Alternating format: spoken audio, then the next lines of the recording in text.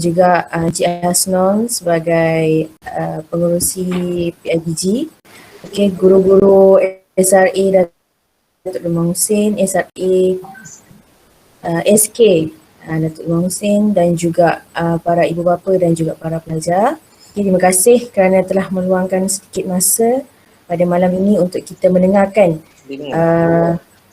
hala tuju tajuk kita pada malam ni iaitu motivasi dan hala tuju UPKK. Okey, baik. Okey, pada malam ni saya memperkenalkanlah Ustaz Sufi selaku pegawai unit peperiksaan di bahagian Jaim, yang akan menerangkan tentang hala tuju UPKK kita yang akan berlangsung tak lama lagi, iaitu pada 4 hari bulan Oktober. Okay, alright. Okay, sebelum saya menjemput Ustaz Sufi, saya menjemput Encik Hasnol sebagai pengerusi PIBG untuk menyampaikan sepatah dua kata. Okay, persilakan Encik Hasnol. Terima kasih pengerusi. Assalamualaikum warahmatullahi wabarakatuh. Yang saya Encik Sufi Muhammad selaku intubasi untuk hala tujuh UPKK untuk anak-anak kita yang berusaha, Ustazah Yusa, Naila Abdullah dan juga ustaz-ustaz dan juga cikgu, dan juga pada para ibu bapa yang ada menyertai kat sinilah. Sekali saya mengucapkan ribuan terima kasihlah kepada penceramah kita, Cik Sofi, dapat meluangkan masa untuk pelajar-pelajar kita hala tuju mereka selepas UPKK ni.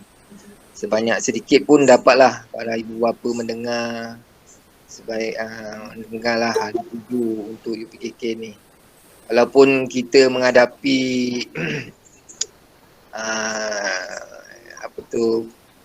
COVID ni, para guru-guru berusaha untuk mendidik anak-anak kita. Saya pun tak nak bercakap panjang, cuma saya mengucapkan ribuan terima kasih banyak-banyak lah pada guru-guru dan juga para ibu bapa yang menyokong anak-anak kita. Saya berharap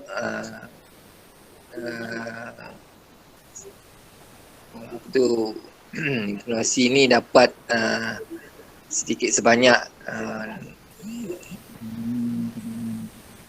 saya mengucapkan selamat walaupun masih lagi dalam sebulan lagi usaha untuk mendapat kecemerlangan lah. Sekian, terima kasih. Saya kembali kepada pengerusi. Okey, terima kasih pada pengerusi PIBG kita, Encik Hasnol. Okey, saya serahkan majlis sepatah dua kata. Saya ingin saya menjemput guru besar kita untuk menyampaikan sepatah dua kata kepada ibu bapa dan juga anak didik kita. Silakan, saya silah. Bismillahirrahmanirrahim. Assalamualaikum warahmatullahi wabarakatuh. Waalaikumsalam. Kepada Ustaz Sofi bin Muhammad dan seterusnya kepada pengerusi PIBG SRA Jaim Datuk Lumang Husin, seterusnya yang berusaha mati kepada semua ibu bapa dan pelajar SRA Jaim Datuk Lumang Husin. Okey, pada malam ni kita adakan sedikit program lah, iaitu motivasi dan hala tuju UPKK, di mana malam ini Ustaz Sofi akan menerangkan sedikit perjalanan UPKK pada tahun ini dalam pandemik COVID-19, dan sekarang ni kita dah beralih ke fasa 2. InsyaAllah diharapkan perjalanan peperiksaan ini berjalan dengan lancar dan semua ibu bapa tak perlu risau lah. Okey, untuk itu di pihak sekolah dan PIBG juga kami telah bermesyuarat lah pada UPKK nanti. InsyaAllah ada bantuan rela untuk InsyaAllah. untuk kita bagi bahagian kawalan lah, kawalan pelajar ini yang buat ibu bapa risau kan. Okey, itu pertama.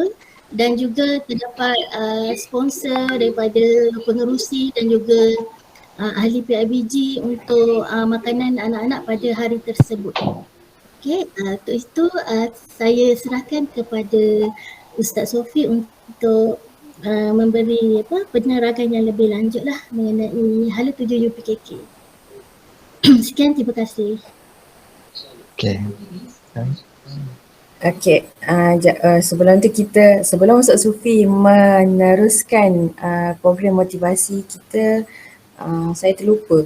Kita nak berkati di majlis kita menjemput Ustaz Nik lah sebagai pembaca doa. Okay, Ustaz. Persilakan Ustaz.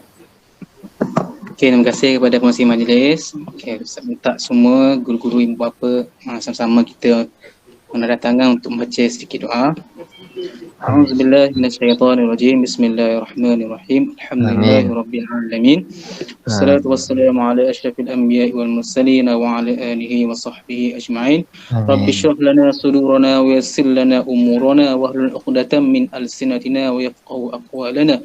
Allahumma ij'alna minan najihin wal faizin fil imtihan fid dunya wal akhirah. اللهم إنا نسألك من موجبات رحمتك وعزائم مغفرتك والسلامة من كل إثم والغنيمة من كل بر والفوز بالجنة والنجاة من النار. اللهم أحسن عاقبتنا في الأمور كلها وأجرنا من خزي الدنيا وعذاب الآخرة. وصلى الله على سيدنا محمد وعلى آله وصحبه وبارك وسلم والحمد لله رب العالمين. قبل الله. Amin. Okay, terima kasih Ustaz atas bacaan doa. Okey, baik, seterusnya saya menyerahkan majlis kepada Ustaz Sofi selaku penceramah kita pada malam ini.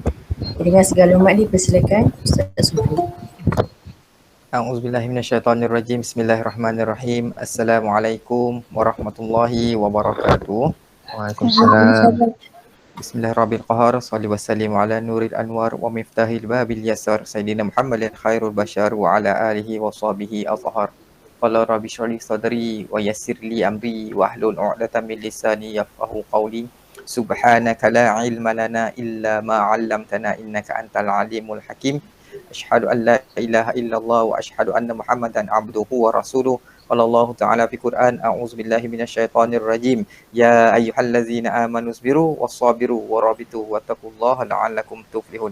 Terima kasih bagi pengacara majlis yang berbahagia Encik Hasno bin Mat Husin selaku pengurusi PIBG di SRA Jaim Datuk Demang Husin, yang berbahagia Guru Besar SRA Jaim Datuk Demang Husin, Ustazah Azila, yang seterusnya barisan guru-guru, ibu bapa dan calon-calon UPKK bagi tahun 2020 dan 2021 yang dirahmati Allah sekalian.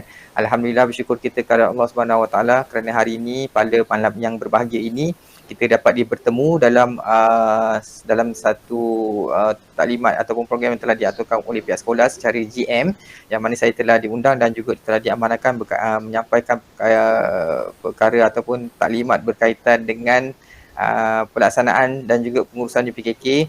Begitu juga saya akan selitkan jugalah suntikan semangat yang kita panggil pada hari ini motivasi.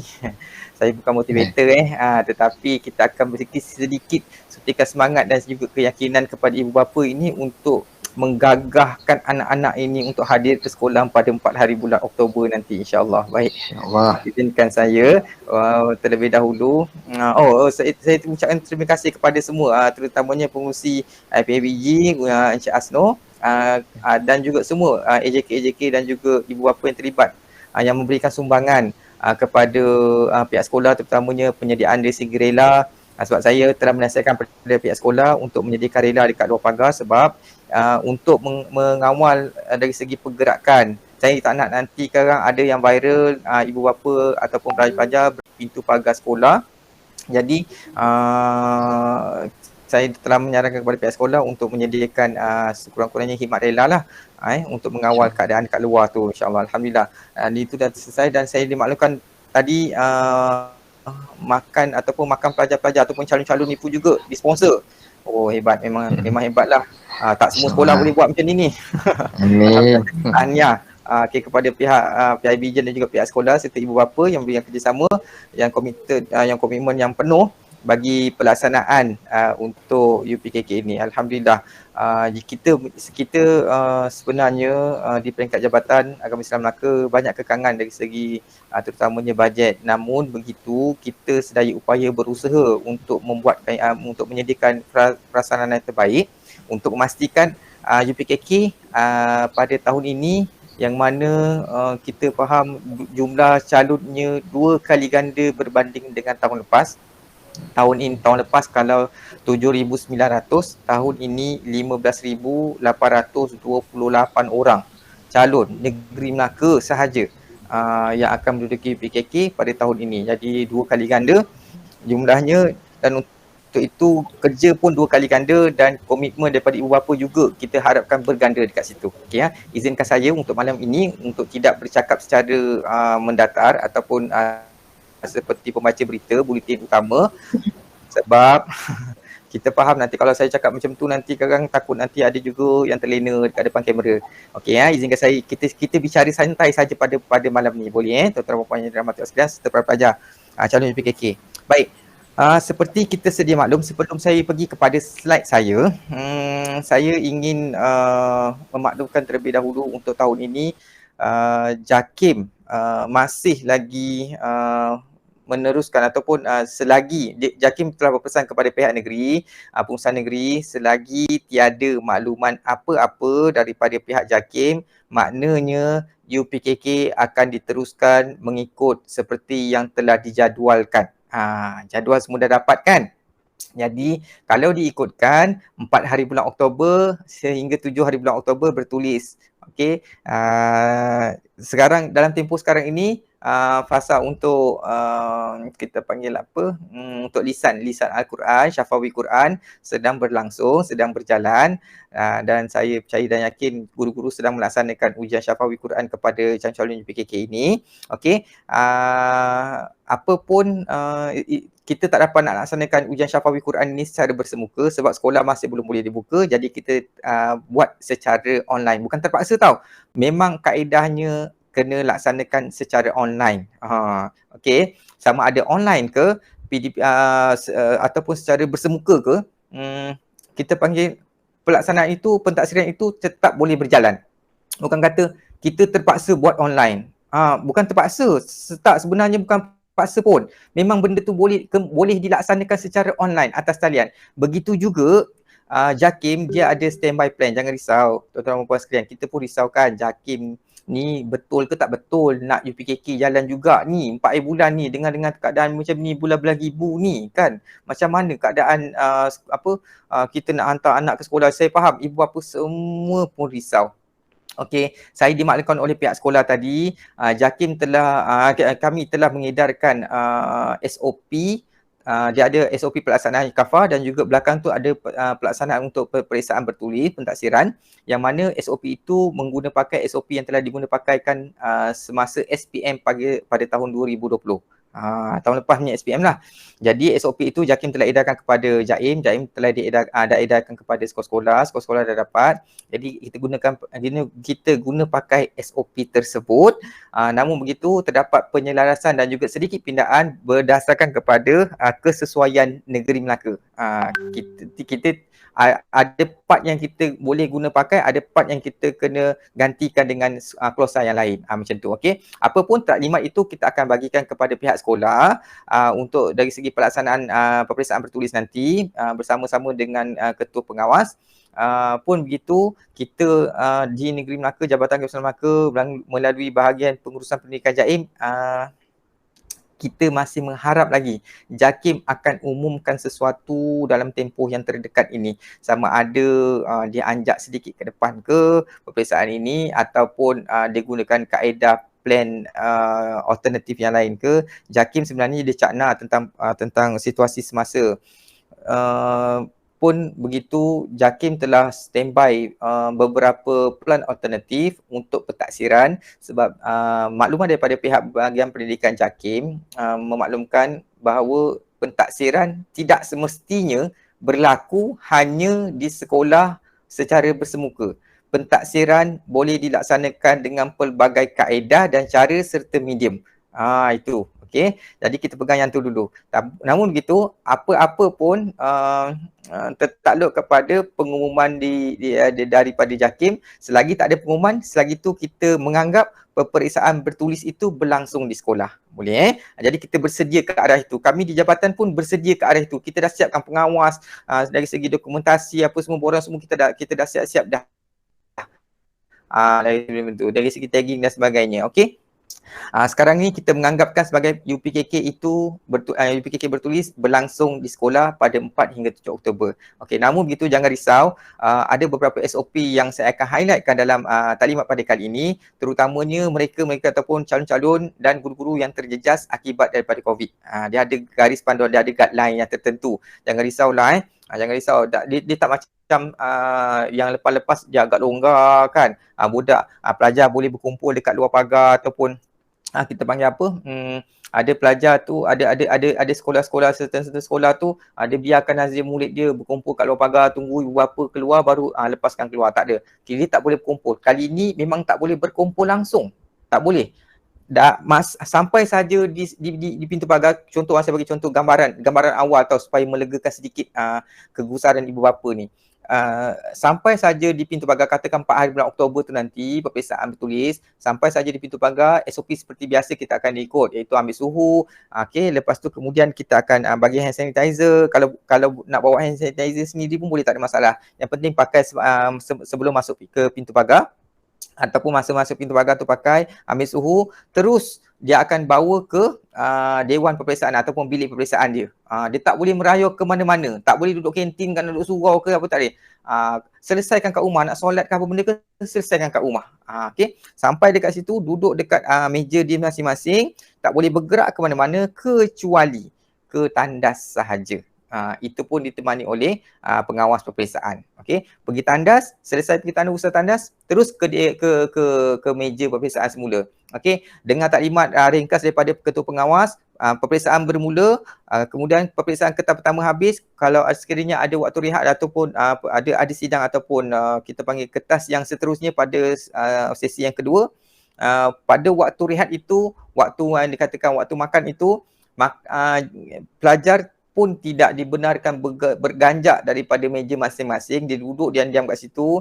Ketua pengawas ataupun pengawal-pengawas daripada Dewan Peperiksaan akan mengagihkan makanan itu kepada pelajar, dan habis makan, kemas, packing, ikat, pengawas akan kutip semua sampah dan bawa ke depan pintu. Guru sekolah akan buangkan sampah tersebut. Dah selesai. Okey, jadi kita akan ikut prosedur yang itu sehingga selesai. Balik nanti pun sama juga. Ibu bapa datang, panggil, cikgu panggil, barulah boleh keluar. Terus ke pintu pagar, terus ke ibu bapa. Tak ada lagi berkumpul-kumpul dekat luar.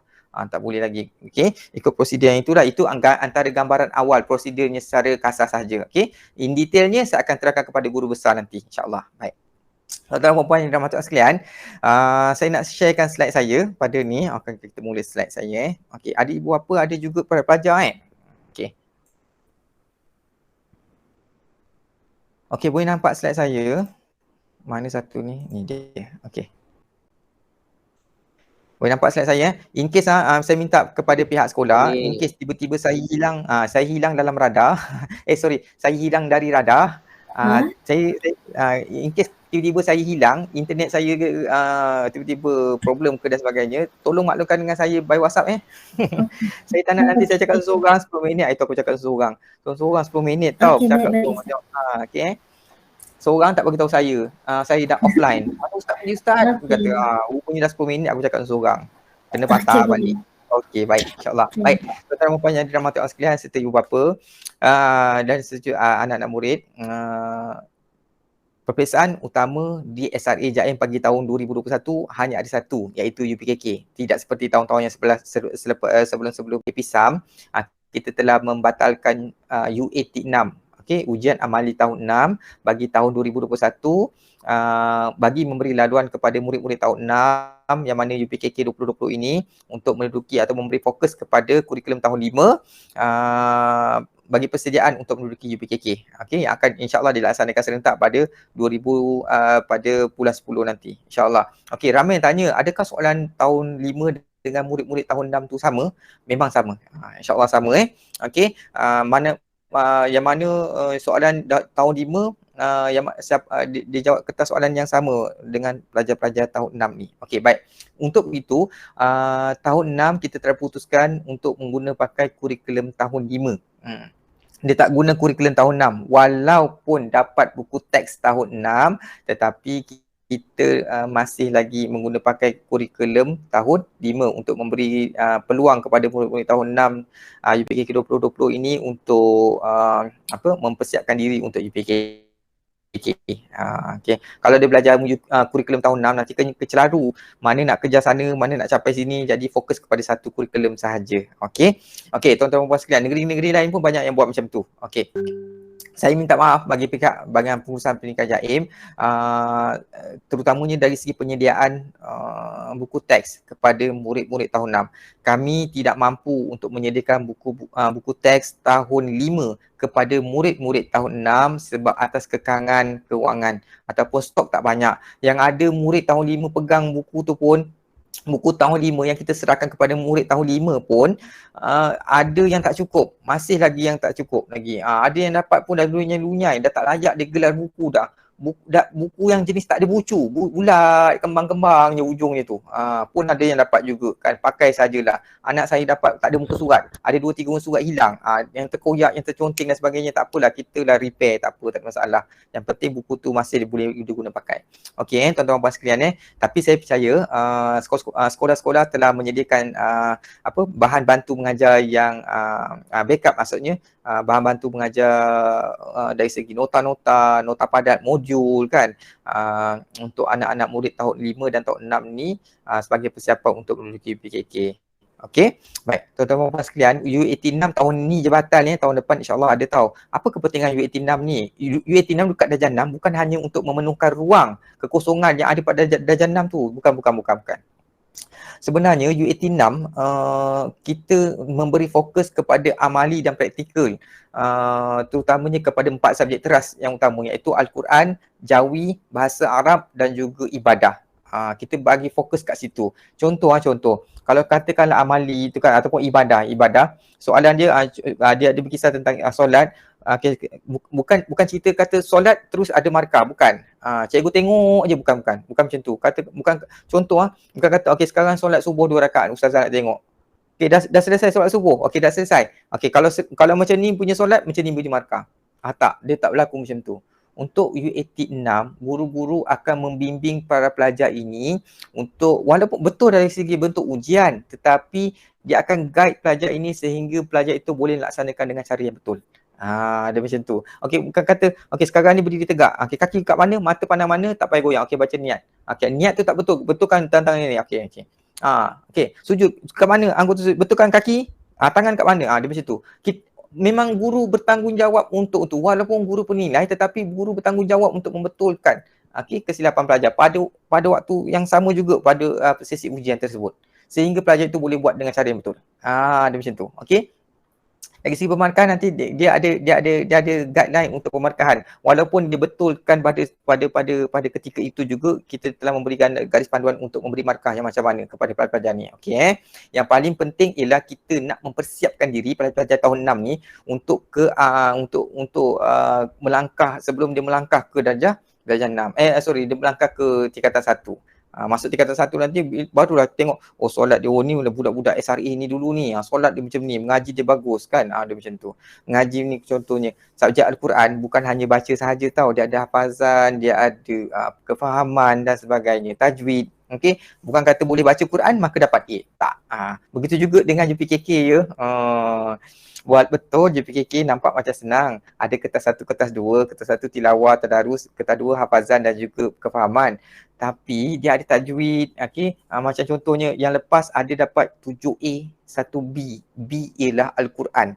bila ibu bapa tak berpuas hati, dia buat aduan ke jabatan, so kita buat siasatan kepada sekolah tersebut, memang selayaknya murid itu mendapat B, kerana bila kita minta cikgu itu borang individu, cikgu bagi 3 helai borang individu. Maksudnya apa? Maksudnya untuk calon tersebut saja dia buat 3 kali ujian.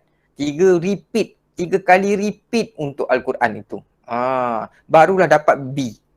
Yang pertama ujian yang pertama tu dia dapat C, ujian kedua tu dia dapat C, ujian ketiga baru dia dapat B. Okey, kenapa jadi macam tu? Sebab dia boleh baca, betul dia boleh baca, tetapi makhraj huruf macam mana, tajwid macam mana, kefahaman dia, hafazan dia, bukan hanya boleh baca boleh dapat A. Okey, jadi kita kena faham apa yang kita amalkan. Okey, tuan-tuan dan puan-puan sekalian, itu untuk UAT6 untuk tahun ni. Batang untuk tahun depan, murid-murid tahun 6 2022 insya-Allah akan dilaksanakan UAT6 semula, insya-Allah. Baik, tuan-tuan dan puan yang dirahmati sekalian, kita pergi kepada calon pindah. Okey, in case lah benda ni berlaku pada setiap sekolah, setiap sekolah pun ada calon pindah pusat, ada calon yang masuk dan sebagainya. Okey, sebagai ibu bapa dan juga pencalon, apa benda yang perkara yang perlu diberi perhatian, fokus kepada untuk proses perpindahan ini. Okey, sekiranya calon berpindah pusat sebelum 6 Julai. Saya nak cerita 6 Julai dulu. 6 Julai tu apa? 6 Julai tu adalah tarikh untuk penjanaan angka giliran tahun 2021 ni. Okey, sebelum penjanaan angka giliran, kalau calon itu berpindah, ikut prosedur ni. Yang pertamanya, tolonglah maklumkan kepada pihak sekolah. Jangan main cabut macam tu je. Saya faham kita tak pergi sekolah, tapi kalau nak pindah, tolong maklumkan kepada pihak sekolah dulu. Ataupun tersangkut ke Selangor, tersangkut kat Pulau Pinang, tersangkut kat Kedah, kan, PKP tak sekolah, lepas tu dia hantar anak dia pergi calon pergi ke balik rumah nenek dia apa semua kan, dah tersangkut kat sana, nak balik kat Melaka tak lepas. Sudah ni dah bulan berapa dah ni, 29 ni, macam mana ni tak lepas-lepas balik ni. Okey, dia untuk yang kes tersangkut ni, kita sarankan ibu bapa pindahkan calon ke sana. Okey, mendaftarkan calon di mana-mana pusat UPKK dekat sana yang berhampiran dengan rumah itu, makanya calon itu dikategorikan sebagai calon tumpang sahaja, tak ada masalah. Okey, tapi calon pindah, calon tumpang ke calon sekolah ke, prosedur pindah ni tetap sama. Yang pertama, tolong maklum kepada pihak sekolah. Yang keduanya, pihak sekolah akan bagikan satu borang pindah pusat. Bawa borang itu, ibu bapa bawa borang itu pergi ke sekolah baru, tunjuk je borang pindah pusat tu kepada dia, serah kepada sekolah baru tu, sekolah baru tahu nak buat apa. Dia tak payah tanya lagi dah daftar PKK, ada ambil kafah, berapa tahun tak payah tanya. Dia takkan tanya lagi dah. Dia tengok je borang pindah pusat tu, dia tahu, oh ini calon PKK Negeri Melaka sekian pusat. Dah. Dia terus key in masuk dalam sistem, terus dia akan tarik data daripada sistem ke sekolah tersebut. Dia akan jadi calon. Kalau sebelum pindah pusat sebelum 6 Julai, dia akan jadi calon sekolah baru, tak ada kena-mengena dengan sekolah lama lagi. Pindah terus sebab sebelum penjanaan angka giliran. Okey, tetapi dalam tempoh-tempoh sekarang ini kalau berpindah, tuan-tuan dan puan sekalian, prosedur ni tetap sama. Maklum kepada pihak sekolah macam contoh sekolah sekarang ni, sekolah Demang Husin akan berikan borang pindah pusat itu kepada tuan-tuan dan puan sebagai ibu bapa, bawa pergi sekolah baru. Bila sekolah baru tengok, dia dah tahu dah, siap dah ada angka giliran dekat borang tersebut. Jadi selepas 6 Julai kalau calon itu berpindah, dia akan dikategorikan sebagai calon menumpang sahaja. Apabila calon menumpang, dia boleh ambil syafawi kat sana, syafawi Quran dia boleh ambil kat sana, tetapi keputusan bertulis pun kat sana dah sehingga selesai. Cuma keputusan keluar dekat mana, keputusan UPKK akan keluar di sekolah yang mendaftarkan dia. Maksudnya dekat sekolah asal je. Kalau daripada sekolah Demang Husin, dia akan ambil dekat sekolah Demang Husin lah. Okey. Katakanlah pindah jauh, Sabah, Sarawak ke Kelantan, Terengganu, Kedah, Perlis ke Langkawi dan sebagainya kan, pindah jauh. Nak balik Melaka semata-mata nak ambil sekeping slip macam tak berbaloi. Berhubungi dengan pihak sekolah, minta pihak sekolah tolong post ke, kan, hantar pakai by courier ke macam mana ke, bincanglah dengan pihak sekolah buat macam mana. Okey, boleh insya-Allah, tak ada masalah. Benda tu kes-kes terpencil je. Okey, baik. Rumah yang dirahmati sekalian, bidang yang dinilai dalam UPKK dia ada 8. Okey, ada 8 bidang yang dinilai. Pertamanya Al-Quran, yang keduanya ulum syariah yang merangkumi subjek akidah dengan ibadah. Tak ada buku teks buku teks ulum syariah tak ada. Jangan cari apa yang anak dia belajar dekat sekolah, apa yang keluar time peksa. Sebab ada parent dia gini, pada satu ketika itu saya menjaga buku teks, sektor buku teks, session buku teks, unit buku teks dekat SRA Jaim ni. Call masuk daripada parent kata anak dia tak dapat buku teks dah sampai dekat bulan 3, bulan 4 macam tu. Kita pun pelik juga, sekolah tak bagi ke? Kata semua ke? Saya tanya, semua ke buku teks tak dapat? Tak, buku teks tu tak dapat. Saya kata dengan dia, buku teks apa? Dia kata buku teks ulum syariah. Bila dia cakap ulum syariah, saya terbayang dua tu lah, akidah dengan ibadah. Saya tanya dengan dia, akidah ke? Tak, akidah ada, ulum syariah tak ada. Saya kata, kalau akidah ada, ibadah ke yang tak ada? Ibadah ada, tapi ulum syariah yang tak ada. Dia dah mula marah tau. Duk kok kita yang tak faham ke dia yang tak faham? Aku yang confused ke dia yang confused? Last sekali saya kata dengan dia, minta maaf puan, buku ulum syariah memang tak ada. Bila nak adanya, dia dah bulan berapa? Dia marah pula. Dia kata, macam ni, sebenarnya anak pun dapat berapa buku? Kata 7 buku. Kalau 7 buku cukup, tetapi ulum syariah tak ada, dia kata. Udah, aku cakap dia tak faham kot. Saya tanya dengan dia, sekarang ni memang ada 7 buku je. Buku ulum syariah bukan kata tak ada stok, tetapi memang buku tu tak wujud. Ulum syariah itu merangkumi 2 subjek, iaitu akidah dengan ibadah, baru dia faham. Sebab apa? Saya tanya dengan dia, mana dapat perkataan ulum syariah tu? Rupanya dekat dalam jadual waktu. Jadual waktu kelas, cikgu dia tulis ulum syariah, anak dia salin. Jadi dia cari buku ulum syariah tak jumpa. Sian kan, okey. Jadi tuan-tuan dan puan sekalian, kita kena cakna apa yang anak kita belajar dekat sekolah. Dalam nak lagi musim-musim PDPR ni kan, suka tak suka, kita kena terlibat sama. Sebab apabila cikgu bagi link, cikgu bagi video ke, cikgu buat PDPR ke, buat GM ke, apa benda ke, bagi kerja, kita kena ambil tahu sebab kitalah cikgu kat rumah. Kitalah ibu bapa-bapa lah harimau yang handsome kan. Ibu-ibu lah singa yang comel. Kan. Suka tak suka memang kitalah cikgu kat sekolah dekat rumah jadi kenalah kita panggil bagi kerjasama, bagi komitmen dalam PDPR anak-anak. Kita bersama-sama dengan dia. Kita faham semua orang stres. Budak-budak ni pun, pelajar calon ni pun stres juga tau buat PDPR ni kan. Tak bersemuka, tak keluar dan sebagainya kan. Jadi kita bagi sedikit suntikan semangat dekat situ. Boleh tuan-tuan perempuan sekalian Okey, tuan-tuan perempuan sekalian. Yang seterusnya sirah, adab, jawi, khat, asas lugatul Quran, PCHI, amali solat. Okey, kita pecah kepada 2 kategori Yang pertamanya amali solat PCHI dengan Al-Quran, iaitu lisan dengan amali. Bertulis ada 5, yang selebihnya ulum syariah, adab, sirah, jawi dan khat, asas lugatul Quran. Asas lugatul Quran tu apa? Bahasa Arab tu kan. Okey. Baik, untuk lisan amali saya rasa hampir semua selesai. Amali solat dah selesai, PCHI dah selesai sebelum 30 hari bulan September itu. Sebelum 30 hari bulan 31 hari bulan Julai yang lepas. Sekarang ini kita tengah berdepan dengan Al-Quran 1 hingga 30 September. InsyaAllah sebelum 30 September itu dah selesai. Sebab calon Demam Hussein pun tak ramai kan. Okey, baik. Seterusnya pada 4 hari bulan nanti kita akan berdepan dengan ujian bertulis. Okey, ini dia. Kita panggil jadual yang telah diedarkan kepada ibu bapa. Saya rasa jadual ni pun sama juga. Selagi tak ada pindaan daripada JAKIM, tak ada pindaan apa-apa daripada JAKIM, kita akan guna pakai jadual ni. Boleh okey.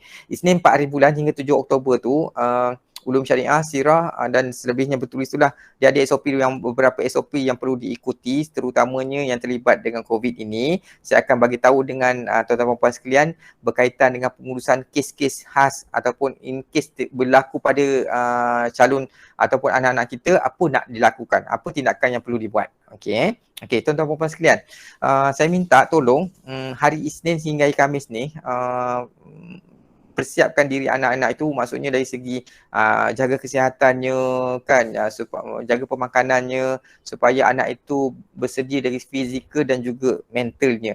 Okey, begitu juga dengan spiritual dia, maksudnya semangat dia.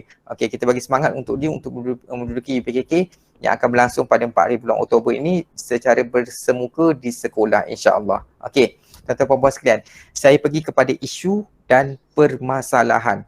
calon yang pertamanya calon berkeperluan khas. Jangan cakap tak ada kena-mengena dengan kita. Benda ni kalau nak berlaku dia tetap berlaku juga. Namun begitu saya doakan semuanya sihat walafiat, dipermudahkan segala urusan, dijauhkan segala wabak penyakit, okey. Sehingga anak-anak murid kita ini dan semua guru-guru kita, semualah ibu bapa dan juga ahli keluarga dapat sehingga selesailah okey UPKK ni insya-Allah. Okey.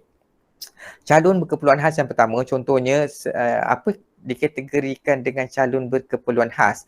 Calon berkeperluan khas ni dia adalah calon yang memerlukan keperluan selain yang telah disediakan oleh pihak pusat. Dia gitu. Okey. Contoh, dia ada masalah penglihatan. Bukan kata OKU saja tau. Dia bukan nak kata rabun kronik tu ataupun masalah penglihatan tu akibat OKU, bukan. Masalah penglihatan tu mungkin disebabkan oleh saraf dekat belakang ni, okey. Ada beberapa faktor yang lain menyebabkan masalah penglihatan dia, okey, akibat daripada kemalangan ke dan sebagainya, okey. Pun ada masalah penglihatan juga. Okey. Kalau sekiranya ada masalah penglihatan, contoh saya bagi contoh, dia ada rabun kronik, pakai cermin mata tebal, dia ada kat OKU dan sebagainya, okey. Maklumkan kepada pihak sekolah secara bertulis, okey, sertakan kad OKU ataupun surat doktor ataupun apa-apa surat iringan sokongan daripada sekolah SK, lampirkan dengan surat rasmi tersebut, hantar ke sekolah, ke pusat peperiksaan ataupun ke pihak sekolah untuk kita maklumkan kepada pihak dimaklumkan kepada pihak JAIM, dan JAIM akan bagi keputusan apa keperluan yang sesuai untuk masalah pelajar ini. Contoh, dia ada masalah kronik. Okey, kita boleh sediakan kertas A3. A3 tu 2 kali A4. Memang besar. Okey, tulisan dalam tu pun besar-besar bagi pelajar-pelajar yang ada masalah penglihatan. Dia tak nampak juga, kita akan minta sekolah sediakan kata pembesar untuk dia. Sampai macam tu sekali. Tak nampak juga. Kalau tak nampak juga, kita akan sediakan seorang juru baca dan seorang lagi juru tulis untuk calon tersebut. Okey, kes macam mana tau? Contoh ada pelajar tu dia ada kes, ada masalah saraf dekat belakang ni menyebabkan masalah pada penglihatan dia. Dia kalau membaca dalam satu tempoh yang agak lama, mata dia akan jadi perit, sakit, dan kabur dan juga langsung tak nampak apa-apa. Dalam kes yang macam tu, kita bagi dia kertas besar pun tak guna juga.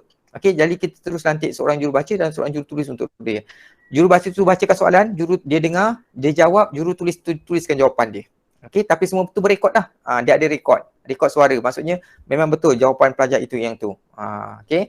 Sampai macam tu sekali kita boleh buat. Ada satu kes tu, seorang pelajar tu balik daripada peperiksaan hari pertama, dia balik lalu bawah pokok, tebuan sengat dekat mata dia. Dah sebelah mata bengkak, tak nampak apa-apa. Kesian pelajar tu. Pelajar tu memang pelajar yang baik. Okey, pelajar yang pintar. Okey, jadi macam mana nak buat? Pada esok paginya dia bangun, dah mata dua-duanya tak boleh nak buka, dah bengkak dah. Okey. Dalam kisah itu pun kita sediakan seorang jurubaca dan seorang juru tulis untuk dia. Okey apa-apa masalah kesihatan ke, masalah yang memerlukan keperluan khas, tolong maklumkan seawal yang mungkin kepada pihak sekolah. Okey, ataupun dia ada masalah penulisan, masalah pembelajaran autisma ke, lembam ke dan sebagainya kan. Tak kisahlah apa-apa sekalipun masalah, okey, yang paling penting dia ada pengesahan daripada doktor ataupun pengesahan ada dekat OKU ataupun pengesahan, contohnya dia pendidikan khas, dia tak ada surat doktor, dia tak ada kat OKU, tetapi dia dekat sekolah SK dia ada boleh keluarkan satu surat pengesahan yang pelajar mengatakan pelajar ini menduduki kelas pendidikan khas. Jadi kita boleh consider okey, apa keperluan dia perlukan masa tambahan, dia perlukan apa, kita akan pertimbangkan dekat situ. Okey, apa-apa pun masalah just bagi tahu kepada pihak sekolah. Tapi janganlah cakap anak saya tu tak pandai, lemah dalam pembelajaran, boleh tak sediakan seorang jurubaca dengan seorang juru tulis untuk dia, ataupun boleh tak sediakan masa tambahan untuk dia. Dia tak boleh lah kan. Dia yang berkeperluan khas ni maksudnya yang ada betul-betul ada masalah. Okey, masalah dari segi kesihatan atau QU ataupun dia ada pendidikan khas. Yang tu saja. Okey itu cara berkeperluan khas. Yang seterusnya, calon sakit. In case saya tak minta benda ni berlaku, na'udzubillah min zalik, tetapi andai kata sekiranya berlaku, sebab setiap tahun akan ada calon yang duduk dekat hospital. Okey, jadi kita dah bersiap sedia dari segi SOP dan juga persiapannya. In case, saya just nak bagi tahu kat sini kepada ibu bapa, in case kalau berlaku sesuatu kepada calon ataupun anak kita, apa yang nak dibuat. Kalau sekiranya, sebagai contoh kalau sekiranya seseorang calon itu mengalami kemalangan, okey, dekat rumah ke, dekat jalan raya ke dan sebagainya, dan dibawa ke hospital, ataupun dia sakit kronik, sakit perut yang sakit kita panggil apa, appendix ke kan, gastrik yang teruk ke dan sebagainya, dibawa ke hospital. Ibu bapa hanya perlu memaklumkan kepada pihak sekolah hospital mana, ward apa. Itu sahaja. Selebihnya kami akan uruskan. Sekolah nanti kita akan taklimatkan nak buat macam mana. Okey. Jaim akan buki peperiksaan pada hari tersebut. Okey. Namun begitu, ibu bapa minta tolong tolong pastikan keadaan calon cukup stabil. Jangan paksa dia ambil periksa walaupun kau dah lah budak tu dah lah accident, balut sana balut sini, simen sama gantung sana gantung sini, lepas tu cucuk wayar sana cucuk wayar sini, kau suruh dia ambil periksa. Agak-agak dia tengoklah keadaan dia macam mana. Okey ada satu kes tau daripada saya tak ingat daripada sekolah mana, tapi Negeri Melaka juga. Pelajar tersebut ibu bapa dia tengok keadaan anak dia, tak nak, dia kata tak payah ambil periksa lah kalau macam ni, kan, sebab dia lagi pentingkan kesihatan anak dia berbanding dengan periksa. Jadi dia lepaskan UPKK macam tu sahaja. Dia kata tak apalah, burn je lah ustaz, yang penting anak saya sihat lah, dia kata. Okey, ada kes yang macam tu. Ada satu lagi kes dekat dia hari peperiksaan itu adalah jatuh pada hari operation dia. Dekat Serdang, Hospital Serdang. Dia ada operasi mata, kesian pelajar tersebut. Dia main kayu, dia ketuk-ketuk dekat rantai buaian itu, kayu tu patah, kena dekat mata dia. Mata dia cedera, kornea mata dia cedera, maka sebelah tak boleh dah tak boleh nampak.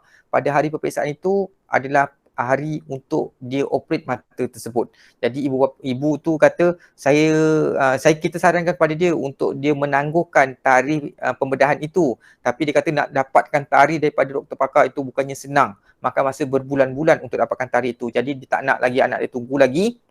Tak apalah, dia kata anak dia tak ambil periksa pun tak apa, yang penting anak dia pergi operate. Pun macam tu, sampai macam tu sekali Tapi yang paling penting ialah tuan-tuan puan sekalian, tolong dua perkara, hospital mana, ward apa tau. Jangan cakap ward mana saja. Anak saya sekarang dekat Jabatan Kecemasan. Berlaku tau 2019. Anak saya dekat Kecemasan, dia kata. Kecemasan, hospital, sekolah Melaka Tengah. Sekolah dekat Melaka Tengah. Bila dia sebut anak saya dekat Jabatan Kecemasan, kita membayangkan hospital mana? Hospital Melaka lah, dekat Bukit Baru tu kan. Pun saya pun panggil pengawas saya, bawa kertas soalan ni pergi dekat Kecemasan. Standby dekat situ, nanti kita akan call. Saya telefon, pegawai saya telefon pihak hospital, tanya nama tak ada. Kata tak apa, pengawas pergi cari tanya kat kaunter yang daftar tu. Tak ada pun nama tu, dia kata. Pula, telefon balik parent. Kita telefon guru besar telefon parent, rupanya parent kata, hospital Alur Gajah. Hospital Alur Gajah. Kan pening kepala. Jangan sebut ward sahaja je, ataupun dekat mana kena sebut hospital mana. Okey, baik. Sebab yang paling penting ialah pastikan calon itu cukup stabil. Okey, tuan-tuan dan puan sekalian. Calon sakit akibat yang memerlukan dia kena kuarantin.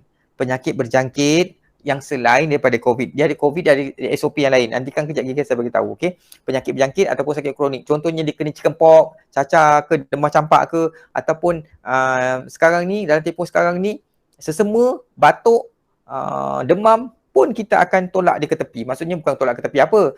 Kita akan asingkan dia dalam bilik peperiksaan yang khas. Kuarantin lah, bilik kuarantin. Maksudnya bilik itu khas. Tak boleh dia ada SOP yang lebih ketat kat dalam tu. Dalam bilik tu 4 orang calon saja maksimum kita boleh letak, yang mana kita letak dekat ujung-ujung bucu saja. Kalau katakan pendidikan kelas itu standard, katakanlah 6 meter, maksudnya jarak antara pelajar itu lebih kurang 5 meter antara satu sama lain. Okey, baik, dengan pengedaran udara yang sangat baik. Okey, tuan-tuan dan puan sekalian, in case lah berlaku calon itu kena kuarantin akibat daripada campak ke, chicken pox ke kan, tengok-tengok dia demam, hari Isnin tu dia demam, telefon sekolah, cakap anak saya kena demam campak. Okey, bawa pergi klinik, sahkan tahap kesihatan anak tersebut, kemudian dapat surat pengesahan kata dia kena demam campak itu, bawa ke Dewan Peperiksaan, ke pusat peperiksaan, sekolah tengok, dia akan pas kepada ketua pengawas akan asingkan dia dekat bilik peperiksaan yang khas. Okey, yang paling penting ialah pastikan calon cukup stabil untuk menduduki ujian. Jangan paksa anak kita, sebab yang lepas ada kes dia memang kena chicken pox, tapi dalam masa yang sama dia demam, teruk dia demam. Okey, jadi ibu bapa disebabkan tak ada orang siapa nak jaga anak dia petang tersebut, makanya kebetulan pula UPKK dihantar anak dia ke pusat peperiksaan itu. Saya tak payah sebut sekolah mana. Dia hantarkan ke pusat peperiksaan itu, dah anak itu sampai kepitam, sampai macam nak pingsan, sampai berkipas-kipas, muntah-muntah belelah dekat dalam dewan. Dekat dalam bilik peperiksaan khas tu. Okey, dah pengawal duk kipaskan dia, macam nak pingsan, dah ada pitam apa semua. Okey, last sekali angkut balik je. Tak jadi ambil periksa. Sampai macam tu Jadi pastikan tuan-tuan puan sekalian, anak tu tanya dengan anak tu, okey tak nak ambil periksa? Kalau dia kata tak boleh, tak larat, janganlah paksa. Okey betul kita dah bagi makan ubat dan sebagainya, tapi jangan paksa-paksa lah. Kalau benda-benda macam ni, kesihatan anak kita tu lebih penting. Dalam tempoh sekarang ini, kesihatan itu jauh lebih berharga. Okey, betul ilmu tu lagi bagus sebenarnya, sleep UPKK tu kita perlu, tetapi kesihatan anak itu lebih utama. Okey priority dekat situ.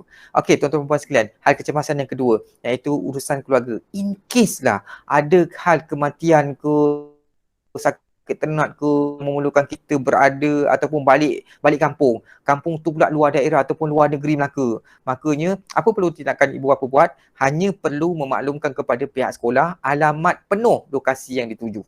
Contoh dia balik ke Pahang kan, dia balik ke Temelong ke, dia balik ke Kuantan ke, balik kampung kan, in case sebab ada kematian dan sebagainya. Bagi tahu pihak sekolah alamat penuh. Pihak sekolah akan memaklumkan kepada pihak kami, pihak jabatan. Saya sendiri akan berhubung dengan rakan saya dekat negeri tersebut, minta rakan itu menyediakan, kita tanya mana pusat peperiksaan UPKK yang paling dekat dengan alamat ni.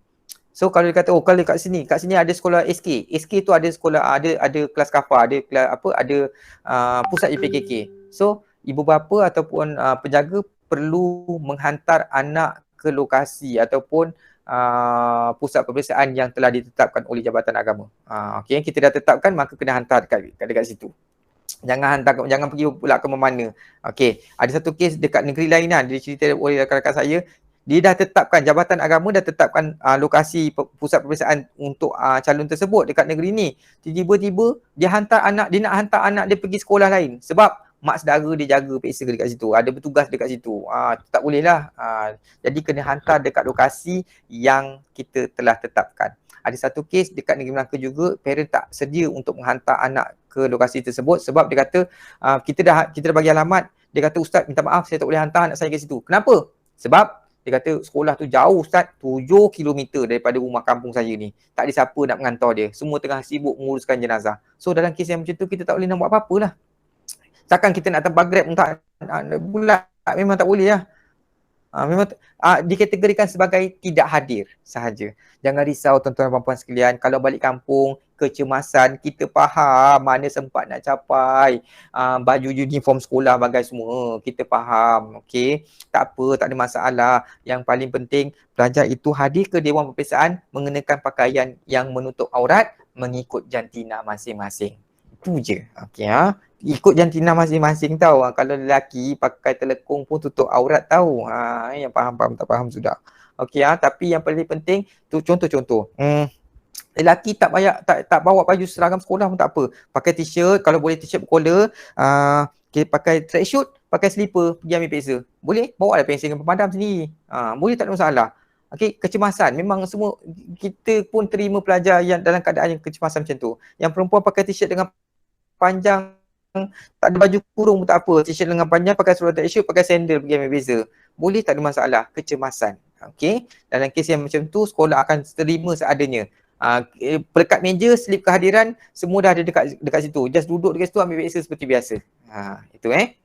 Itu kes kecemasan sahaja. Begitu juga bagi kes pelajar yang tersangkut dekat negeri lain.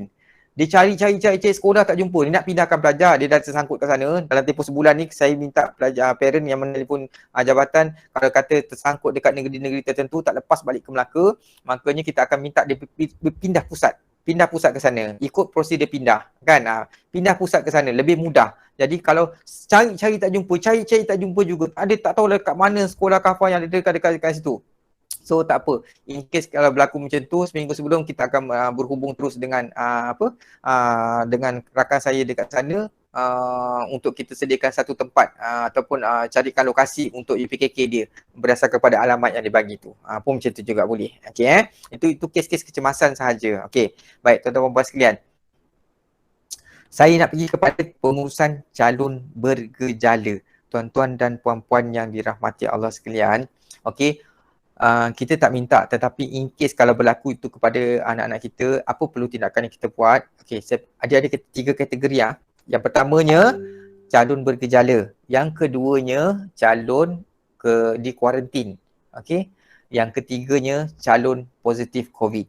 Okey, dia belum kena kuarantin, dia hanya bergejala je. Okey, apa maksud bergejala? Bergejala COVID tu maksudnya demam, batuk, sakit tekak, sesema dan sesak nafas. Sama ada salah satu itu, makanya parent perlu memaklumkan kepada pihak sekolah. Yang keduanya, bawa calon pergi mendapatkan rawatan di klinik ataupun hospital yang berhampiran bagi mendapatkan surat ataupun pengesahan dokumen pengesahan tahap kesihatan diri bagi calon tersebut bagi membolehkan dia menduduki peperiksaan pada hari itu. Okey, contoh saya bagi contoh Okey, balik sekolah pagi tengok dia demam, batuk. Jadi parent telefon sekolah kafah, sekolah petang, kata anak saya ni demam batuk demam ni saya nak bawa dia pergi klinik. Okey. Dapatkan surat daripada doktor tu berserta dengan time slip. Time slip tahu tak time slip? Okey. Time slip daripada pihak klinik ataupun hospital itu, nanti saya terangkan kenapa time slip tu penting. Okey, time slip dan juga mengesahkan bila doktor tanya ada kontrak rapat dan sebagainya ke tak? Oh, tak ada. Yang ini demam biasa je, batuk biasa je ni, tak ada kena mengena dengan COVID. InsyaAllah. Okey, mengesahkan dokumen itu yang mengesahkan di tahap kesihatan anak itu, bawa calon itu dengan surat itu ke pusat peperiksaan, tunjukkan ke sekolah, kata anak saya ni mengesahkan, doktor rasakan anak saya ni bukan gejala COVID, dia demam batuk biasa je. Okey, calon itu akan dikuarantin ataupun diasingkan dalam satu bilik peperiksaan yang khas. Tak campur dengan rakan-rakan yang lain. Okey.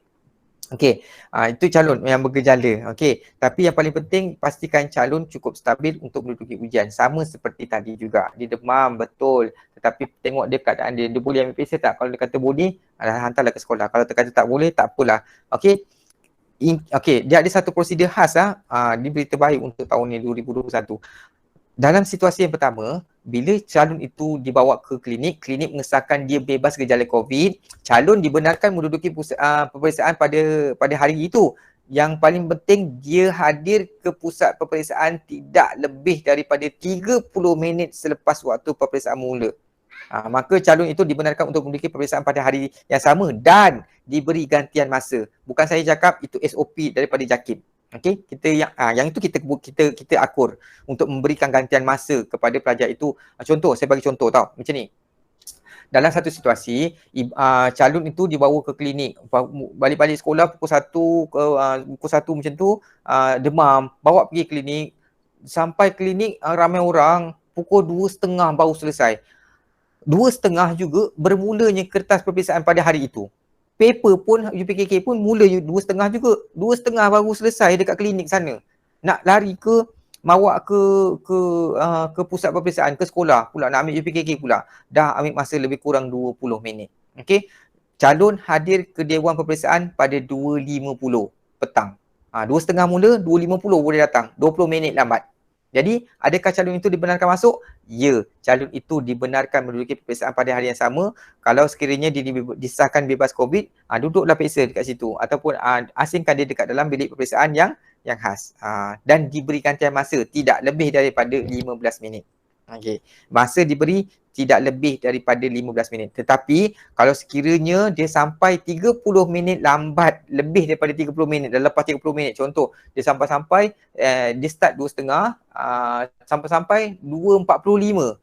2.45 pula. 3.15 baru dia sampai, dah 45 minit lambat. Makanya calon tidak dibenarkan masuk Dewan Peperiksaan walaupun doktor sahkan dia bebas COVID, tetapi calon kita akan dapatkan data dia dulu dan kita benarkan dia untuk menduduki peperiksaan yang akan dijadualkan semula. Yang ini berita baik untuk tahun ni, bukan berita baik lah, ceritanya diberi sedikit kelonggaran. Dia sama macam SOP untuk SPM. tak dapat ambil pada tarikh yang telah ditetapkan ni, so JAKIM akan tetapkan satu lagi tarikh 4 hari. Kalau sekiranya pelajar-pelajar yang terjejas tadi tu, ambillah pada tarikh tersebut. Dia hanya tak dapat ambil satu hari je. Okey, sebab dia pergi klinik hari tu, maka tak dapat ambil satu hari je. So satu hari tu je lah. Yang lain hari kedua, ketiga, keempat tu dia boleh ambil pada jadual yang telah ditetapkan. Hari pertama je dia terlepas, maka hari pertama tu jugalah kita akan suruh dia ambil pada sesi yang kedua tu. Okey Tapi itu untuk calon-calon yang bergejala ataupun yang terjejas akibat COVID ni sajalah. Okey. Ataupun calon-calon yang pergi klinik dan sebagainya, dia tak sihat pada hari itu, yang ada gejala COVID ni, maka kita akan benarkan dia. Kalau dia tertidur kan, ataupun dia pergi main bola lepas tu dia lambat mancing dan sebagainya, maka dia lambat hadir ke sekolah pusat peperiksaan, maka yang itu tak adalah, sebab dia tak ada dokumen daripada pihak yang pihak klinik ataupun pihak hospital. Sebab tu saya kata tadi, pentingnya time slip. Pentingnya time slip tu tadi. Sebab time slip tu kita boleh buktikan, dia hadir ke klinik sekian waktu dia mendapatkan rawatan. Maka dia hadir ke sekolah dah jadi lewat. Okey, macam tu Jangan risau. Tak dapat ambil pada hari itu, kita akan ambilkan kita masukkan nama dia untuk peperiksaan yang akan dijadualkan semula. Sesi yang kedua. Okey. Yang kedua, dia tadi disahkan bebas COVID. Sekarang ni dia disahkan mempunyai gejala COVID. Apa nak kena buat? Calon tidak dibenarkan menduduki peperiksaan pada hari yang sama. Penjaga kena maklumkan kepada pihak sekolah, anak saya ni bila dicek doktor cek ni boleh ada kontak rapat tak? Ada dan sebagainya. Okey, ini ada gejala COVID ni. Pergi buat swab test. Bila buat swab test, confirm lah kita dapat gelang pink kan, ataupun gelang berbagai color tu lah, perut dakap tu lah. Okey. Bila buat swab dekat klinik kerajaan, memang dia akan dapat gelang. Okey, tapi saya dimaklumkan itu kalau buat dekat swasta tak dapat gelang. Macam tu. Okey. Tapi apa pun, serahkan dokumen yang arahan kuarantin itu kepada pihak sekolah bagi proses permohonan untuk calon itu menduduki peperiksaan pada yang akan dijadualkan semula tu. Okey, sesi yang kedua nanti. Tahu? Okey Tak apa. Kuarantin je dulu, tak ada masalah. Okey. Jangan risau. Kita akan bagi peluang dia untuk ambil ujian ataupun peperiksaan pada yang sesi yang kedua. Ada soalan daripada parent. Adakah kertas soalan sesi yang kedua nanti sama dengan kertas soalan sesi yang pertama? Semestinya tidak. Kertas tu kertas lain lah, soalan lain lah. Soalan pertama tadi dah habis, dah bocor dah. Kalau dia bagi yang tu memang tak boleh lah. Tak adil lah pula kan. Okey. Dia akan bagi. Kita banyak set sebenarnya. JAKIM banyak set. JAKIM banyak set soalan. Jadi jangan risaulah. Dia akan bagikan set yang lain pula untuk calon yang ini. Okey. Okey tuan-tuan dan puan sekalian. Calon yang tadi tu sebelum tempoh peperiksaan tau. Sekarang ni dalam tempoh peperiksaan, kalau calon bergejala nak buat macam mana? Elok je dia hantar pergi sekolah, tak ada demam, tak ada batuk, tiba-tiba paper yang kedua dia sakit tekak, dia batuk-batuk. Makanya pengawas akan hubungi pasukan kecemasan daripada BPP bukan PKP, BPP JAIM, bahagian pengurusan pendidikan JAIM. Kita akan buat satu tim khas untuk pasukan kecemasan ini, akan berurusan dengan pejabat kesihatan daerah, dia akan berurusan dengan hospital, okey, untuk mendapatkan nasihat dan juga tindakan yang selanjutnya. Okey. Ketua pengawas call tim ataupun pasukan kecemasan kita dan untuk mendapatkan nasihat dan tindakan selanjutnya, dan calon perlu ditempatkan bilik peperiksaan khas. Tadi dia elok, sekarang ni dia sakit tekak. Pergi masuk dekat ambil peperiksaan khas tu, okey. Dan sehingga pejabat kesihatan daerah tiba untuk cek budak tu ada gejala apa-apa tak, ada dia kata dan sebagainya. Okey, apa-apa tindakan daripada pihak PKD, pihak sekolah akan memaklumkan kepada ibu bapa dan penjaga. Okey, jangan risau. Contohlah PKD kata okey, calon ni kena bawa pergi ke klinik. So kita tunggu ibu bapa dia untuk bawa dia pergi klinik. So kita akan maklum kepada ibu bapa bawa anak ini pergi klinik dan sebagainya. Peperiksaan pada hari itu, kalau sekiranya pelajar tak sempat nak jawab paper yang seterusnya, maka sama juga prosedur dia, kita akan bawa ke kita panggil apa? Kita akan forwardkan kepada sesi yang kedua nanti insya-Allah. Okey jangan risau. Okey. Yang tadi tu selesai pengurusan calon yang bergejala. Sekarang ini calon yang diarahkan kuarantin. Dia pergi klinik kata buat swab test dan dia diarahkan kuarantin, ataupun dia merupakan kontak rapat kepada individu yang positif. Okey. Apa nak kena buat? Okey, dua situasi. Yang pertamanya sebelum peperiksaan bermula, bagi calon yang diarahkan menjalani kuarantin, sebelum peperiksaan bermula, ibu bapa perlu memaklumkan kepada pihak sekolah dan menyerahkan dokumen berkaitan dengan kuarantin tersebut. Dan calon mesti menjalani kuarantin, tak boleh tidak. Okey. Calon masih dibenarkan menduduki peperiksaan bagi kertas peperiksaan yang masih berlangsung selepas tempoh tamat kuarantin. Apa maksud dia? Contohlah, calon itu dapat surat kuarantin 14 hari, surat itu sampai kat tangan dia ataupun dia diarahkan kuarantin 13 hari sebelum peperiksaan bermula. Sebelum 4 bulan tu lah. 13 hari sebelum 4 bulan tu. Jadinya pada hari yang ke-14 adalah pada hari pertama, hari Isnin peperiksaan tu berlangsung, hari pertama peperiksaan berlangsung. Jadi pada hari yang ke-15 hari dah boleh potong gelang. Maksudnya dia dah tak di kuarantin lagi dah. Okey, pada hari yang ke-15 dia dah potong gelang, boleh tak dia datang peksa pada hari yang kedua tu? Boleh, tak ada masalah. Ambil dah peksa pada hari kedua, ketiga, keempat sehingga selesai. Habis peksa pada hari pertama tu tadi macam mana? Kita akan forwardkan pada sesi yang kedua nanti, pada peperiksaan yang akan dijadualkan semula tu nanti. Okey, jangan risau. Kalau sekiranya sampai peperiksaan sudah tamat, 4 hari tamat tu pun kuarantin dia tak habis lagi, jangan risau. 4 hari tu katakan forward ke depan. Okey, untuk dia mendapat untuk dia menduduki peperiksaan yang akan dijadualkan semula, insya-Allah. Okey, jangan risaulah Okey, tuan-tuan dan puan sekalian, untuk pengurusan calon yang diarahkan kuarantin semasa tempoh peperiksaan. Tadi sebelum, sekarang ni dah hantar pergi sekolah. Kata puan tu pada hari peperiksaan. Okey. Calon perlu, okey, calon tu macam ni. Dia dah hantar pergi sekolah, tiba-tiba ibu bapa dapat makluman daripada pihak pejabat kesihatan kata dia diarahkan kuarantin. Okey, dia diarahkan kuarantin sebab dia dapat kontak rapat. Maknanya satu family dia adalah kontak rapat juga. Jadi macam ni. Penjaga perlu memaklumkan kepada pihak sekolah dengan kadar segera. Jangan tunggu tak apalah nanti kan orang balik sekolah aku cakap.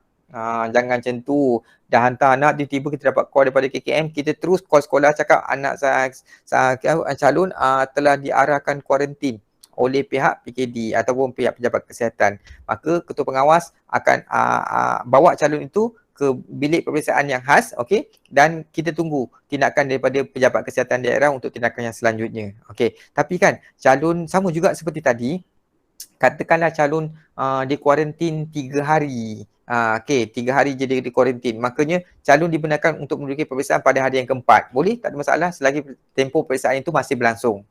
Okey, kalau sekiranya sampai tempoh kuarantin tamat pun peksa masih tak selesai, tempoh peperiksaan tamat pun kuarantin dia masih berjalan lagi, makanya kita akan forwardkan sama seperti tadi. Mana yang dia terlepas, kita akan bawa forward kepada sesi yang kedua. Okey, jangan risau, insyaAllah. Baik, yang seterusnya. Calon yang tadi tu yang di kuarantin, sekarang ni dia disahkan positif. Kalau disahkan positif ni kena sebelum je lah. Tak ada yang semasa. Okey, sebelum tempoh peperiksaan mula, kalau sekiranya calon itu disahkan positif, makanya ibu bapa perlu memaklumkan kepada pihak sekolah dan hantarkan dokumen berkaitan kepada pihak sekolah, dan calon dibenarkan menduduki kertas peperiksaan yang masih berlangsung sama seperti tadi juga. Kalau dia dah elok, dia dah sembuh sepenuhnya, doktor dah sahkan dia sihat sepenuhnya dan peperiksaan masih berlangsung lagi pada hari itu, pada tarikh tersebut, maka calon masih dibenarkan untuk menduduki peperiksaan yang masih berbaki itu. Katakan lagi 2 hari, dia baki lagi 2 hari, dia boleh ambil. Maka dia ambil lah hari ketiga, hari keempat tu, silakan lah, tak ada masalah. Hari pertama, kedua tu kita akan forward kepada sesi yang kedua nanti, okey, yang akan dijadualkan semula. Bilakah tarikh yang akan dijadualkan semula itu, kita belum dapat maklumat daripada pihak JAKIM.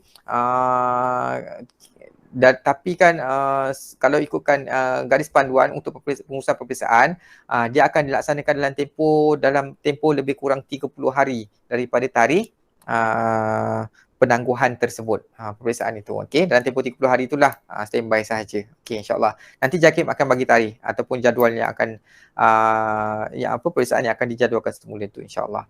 Baik, yang seterusnya. Okey, semasa tak ada. Okey, ini grade pemakan. Tuan-tuan dan puan sekalian, pun untuk melegakan kesedikit kerisauan kepada pihak ibu bapa dan penjaga serta calon-calon, grade pemarkahan untuk yang saya paparkan ini adalah grade pemarkahan yang disandarkan dulu. Maksudnya kita bersandarkan kepada A 80 hingga 100, B 60 hingga 79, C 40 hingga 59, D 0 hingga 39. Okey, kita sandarkan yang tu dulu. Okey.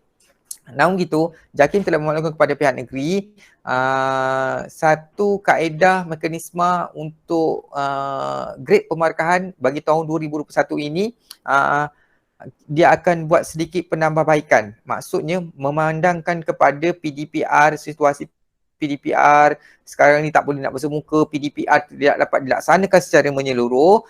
Kita duduk kat bandar okey le. Yang duduk kat pulau Sabah Sarawak dan sebagainya tu kan duduk kat hutan, mana dapat internet nak buat PDPR bagai. Semua tak ada. Makanya dia mengambil maslahat semua. Makanya dia kata grade pemarkahan untuk tahun ini akan diapungkan. Maksudnya disandarkan pada A80 dulu, namun begitu dia fleksibel berdasarkan kepada graf prestasi semasa. Sama juga macam SPM lah, macam tu. Okey, dia tengok macam dia apungkan. Maksudnya kalau contoh, saya bagi contoh satu, Sirah 2021 ini, tahun ini UPKK 2021 untuk subjek Sirah paling tinggi satu Malaysia, markah dia 72. Takkan tahun ini tak ada murid yang dapat A. Dia macam tu. Jadi A dia mungkin dia akan turunkan daripada 80, dia yang paling tinggi 72 je, maka dia akan turunkan sedikit. Mungkin akan turunkan 70 je.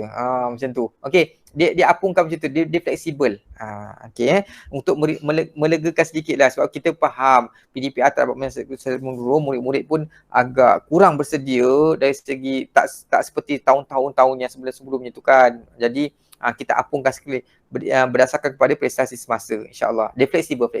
Okey, jangan risau, insya-Allah. Tapi kan kalau murid tu dapat D, calon tu dapat D, dia bukan gagal tau, dia hanya tidak mencapai tahap minimum. Calon dikategorikan sebagai gagal apabila calon itu mendapat straight D, 8D, 8 durian. Okey, 8 durian, makanya dia akan kategori sebagai gagal, dia tak layak terima CJ, dia hanya layak terima slip keperiksaan sahaja. Okey. 7D1C, makanya dia still lulus dan layak terima sijil. Okey. Satu Malaysia tak pernah gagal lagi setakat ni. Takkan cikgu nak bagi amali solat dengan PCHID, tak? Okey. Seterusnya, keputusan UPKK 2021 dijangkakan diumum pada bulan Disember. Namun begitu, calon boleh menyemak keputusan UPKK 2021 melalui SMS ataupun portal JAKIM ataupun mana-mana laman web yang akan kita maklumkan melalui banner ataupun melalui WhatsApp kepada pihak sekolah untuk diedarkan kepada ibu bapa. Okey. Sekiranya ini banner contoh. Ni laman web nak semak dekat mana dan sebagainya. Okey. Yang ni banner untuk SMS. Okey, tapi kan saya tak galakkan SMS lah. Sebab SMS ni dia satu dia guna duit, yang keduanya dia lambat. Memang lambat. Kadang-kadang ada satu kes tu pagi pukul 11 dia SMS, pukul 2 pun dapat. Bos SMS tu sampai kat dia. Jadi saya tak galakkan sangatlah pakai SMS ni. Contoh pukul 11 sekiranya 20 hari bulan Disember 2021 adalah tarikh pengumuman keputusan peperiksaan, makanya pada hari yang sama juga pukul 11 dah boleh semak secara online. Tapi kan semak secara online, dia tak keluar penuh. Dia keluar 5A, 1B, 1C, 1D. Dia keluar angka je. Apa A, apa B, apa C, apa D. Pergi tengok dekat, pergi kat sekolah, ambil slip, baru tahu apa A, B, C, D. Okey? Okey, baik tuan-tuan sekalian. Katakanlah 20 Disember keluar keputusan UPKK tertakluk kepada pindaan, kita menjangkakan saja. Okey, namun begitu 20 Disember keluar keputusan, maka semakan semula keputusan UPKK pun bermula pada hari yang sama. Okey, sehingga 30 hari yang berikutnya, maksudnya sampai pada 19 Januari lah tertakluk kepada pindaan. Okey, kalau sekiranya tengok-tengok keputusan keluar 7A 1B, nak semak B tu, sebelum semak B tu minta tolong penjaga, ibu bapa tanya kat calon tu dulu, tanya dekat anak. Yang B ni agak-agak dapat A tak? Target A tak? Kalau dia kata, alah yang ni memang orang target A, kertas dia soalan dia senang je itu, tak tahu kenapa dapat B. Tak puas hati, boleh buat semak semula. Tetapi kalau tanya dengan anak jawab macam ni, yang tanya dengan dia 7A 1B ni agak-agak boleh dapat A tak? Kalau dia kata, oh alhamdulillah dapat B, ingatkan dapat C. Kalau macam tu fikir-fikirkan balik lah nak semak ke tak nak. Sebab dia macam ni tau. Ada parent tanya, agak-agak kan kalau kita semak yang B tu, agak-agak dia boleh jadi C tak? Saya kata boleh. Memang boleh. Benda tu boleh berlaku. Tapi tak pernah berlaku. Okay, tak pernah jadi lagi. Okay, dan insyaAllah tak jadilah untuk tahun ni. Tapi boleh jadi tahu. Jangan salah jangan salah sangka pula. Grade keputusan dari elok 7A1B dia buat semak semula, dah jadi 7A1C. Tengok-tengok rupanya dia salah kira markah pula.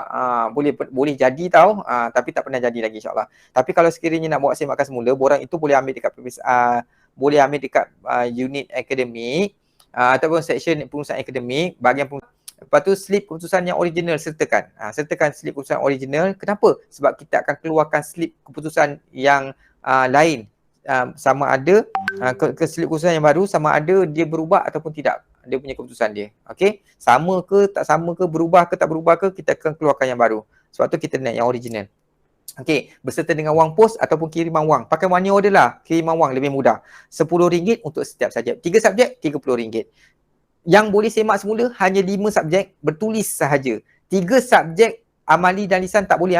PCHI tak boleh semak, amali solat tak boleh semak, Al-Quran pun tak boleh semak. Kalau sekiranya tak puas hati juga, silalah berhubung dengan pihak bahagian pendidikan. Okey, kita akan semakkan secara offline. Maksudnya kita akan semak bukan secara permohonan. Dia ada aduan khas yang dekat situ. Okey, baik. Hantarkan ke mana? Ke unit akademik ataupun section pengurusan akademik bahagian pendidikan JAIM. Tetapi saya lebih galakkan hantar ke sekolah sahaja. Dia lebih mudah. Okey, kita akan bagi tarikh nantilah bila nak hantar ke sekolah. Okey, selepas daripada tarikh itu, hantar terus ke unit bahagian pendidikan JAIM. Tapi kan saya tak nak terima, kita tak akan terima lagi ibu bapa ataupun permohonan semakan semula melalui kurier, pos laju ke, pos ke apa benda ke, JNT ke, segala bagai kita tak nak terima. Kalau kita dapat, kita akan hubungi sekolah, ambil balik borang ni, pergi isi. Sebab apa? Sebab tahun lepas boleh kata hampir semua yang hantar melalui kurier, pos laju dan sebagainya, hantar kepada kita, tengok-tengok, buka-buka, tengok, borang tak lengkap, satu. Yang keduanya, wang pos kosong. Ada sekali tu 4 keping wang pos, 4 keping kosong.